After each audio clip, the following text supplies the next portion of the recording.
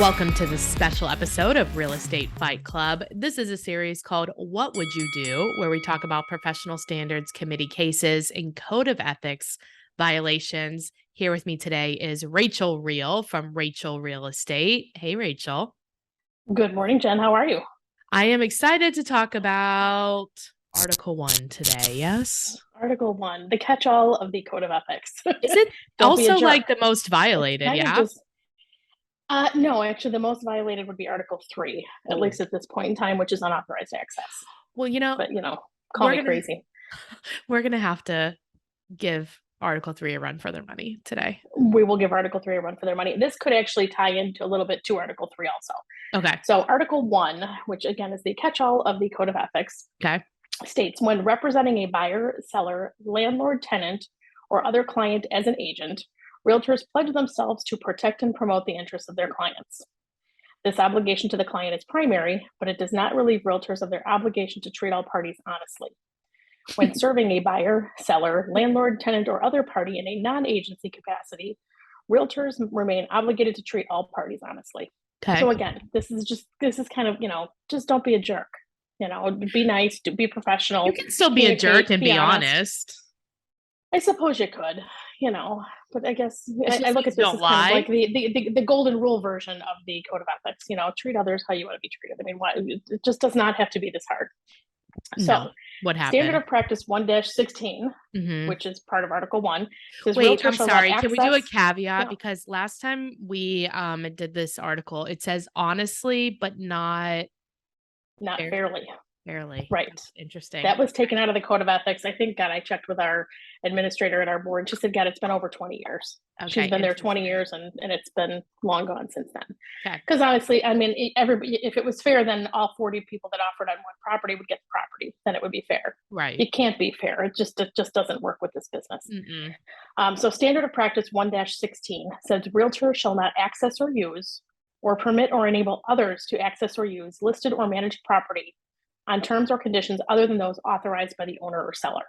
Okay. So again, very similar to Article 3, which is unauthorized access. This is using a property in a way that a seller advised you can't use it.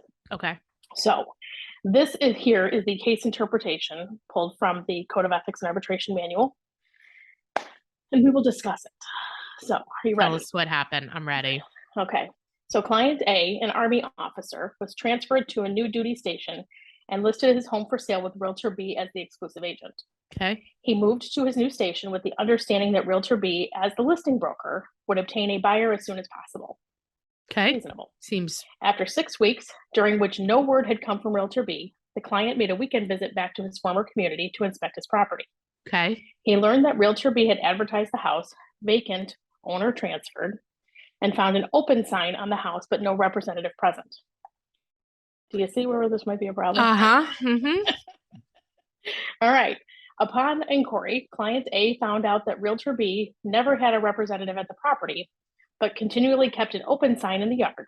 What? Client A discovered that the key was kept in a combination box, and when Realtor B received calls from potential purchasers about the property, he simply gave callers the address, advised the key was in the lockbox, gave them the combination, and told them to look through the house by themselves and to call him back if they needed other information or wanted to make an offer. No. And this is why we have a problem with this industry, right?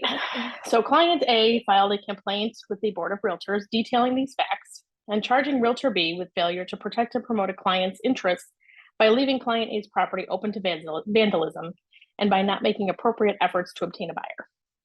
Okay. Let's open the floodgates on this one. Now, we did have a real estate fight club about something similar, but it wasn't. See, this I think it is a violation because you're just like willy-nilly, but there are ones where in order to obtain a code to the property, you have to jump through these hoops. Like you have to verify who you are. The code gets changed regularly. Now, I don't think that that's a violation. And in fact, I think it may be that could be kind of the future in some ways of properties being looked at like that. Well, that depends on a whole lot of different things. So if you were looking at it as just that, we use a product called a Central Lock here. Mhm. The vast majority of us use those. On occasion, you'll have a combo box on a property for some odd other reason.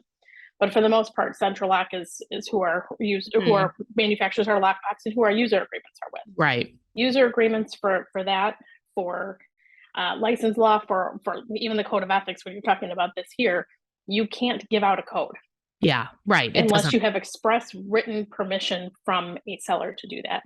But I don't know what seller is going to say, sure, just give out a code to my house and let people go through whenever they want. Right. I I don't think ever it see that happening. yes, except that I think it can in some cases, especially where you have a seller that has a large majority of houses and maybe the houses are for rent or something like that. Well, right. So to your point, like I used to work with a property manager who had a version of a lockbox on the door where it would take a credit card, and in order to get in, you had to put your credit card in there, and it would hold a deposit, and Right. then you would tour the property. It would track who was in there. The only Yeah. way you could get in is by having a code that they gave, but that property manager was also the owner of the property.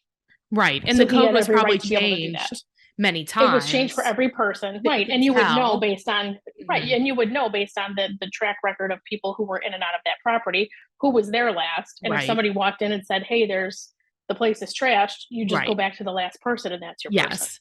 But that's a very specific use of that. So when we're I talking agree. about residential real estate and showing properties and the expectation that a client has of how you're going to do that as their agent, this would not be that. This is not Yeah. what this guy is picturing. I doesn't seem like it. Well, let's take a No, short break. Let me tell you about a couple of our partners, and you got it. then we'll talk about the What the outcome. heck is wrong with this guy? So there's two partners that I do want to tell you about. The first one is my coach, Coach John Kitchens. And we've gotten many requests of people just trying to figure out, working on their plan, business plan, trying to figure out what's the next level of business for them. Where do they need to go? What is their path? So he created a quick free quiz that you can take at realestatecareeraccelerator.com. Answer a few questions and it helps you get clarity on your path and your next steps. Again, that's realestatecareeraccelerator.com. The other is for many of us, we need leverage, and that is our next step. And so Monica and I use Cyberbacker for our virtual assistant. They help with transaction coordination, social media marketing, things like that. So if you go to cyberbacker.com and put Fight Club, you will get a special prize.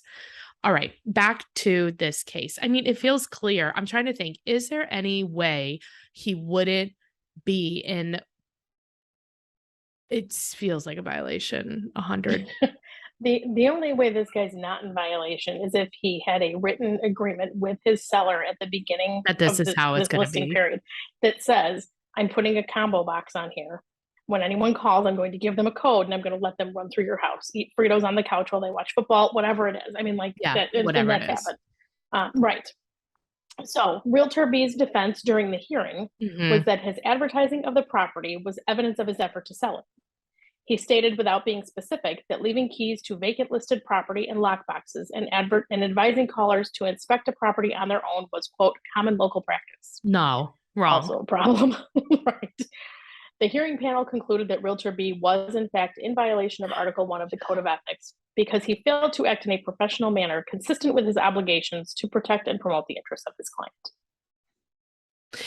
Right. Are we surprised? No, but I do see this. So where this does happen is, let's say you have a property that's in pretty bad shape, right?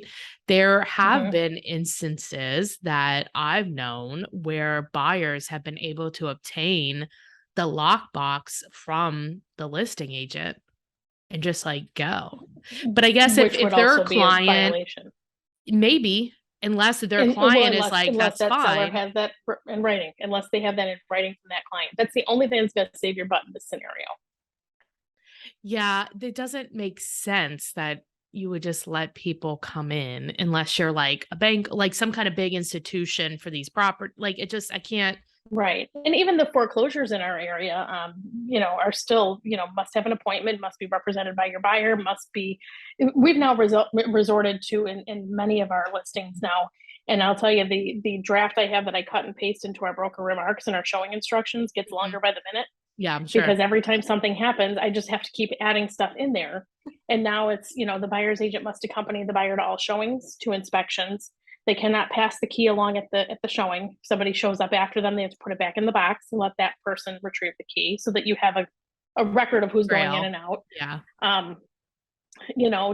Don't be rude. Don't be a jerk. I mean, like it's gotten to the point where it's just ridiculous. The amount we're almost running out of space in these broker remarks. Well, yes, I understand. Rachel, yes. if people have a referral for you in Chicago, what is the best way to get a hold of you? Best way to reach me is by cell phone at 630-542-8688 or via email at ourreal@dealwithreal.com. Awesome. Thank you. Bye. Thanks, Jen. Bye. Don't forget to hit the subscribe button so you don't miss a podcast.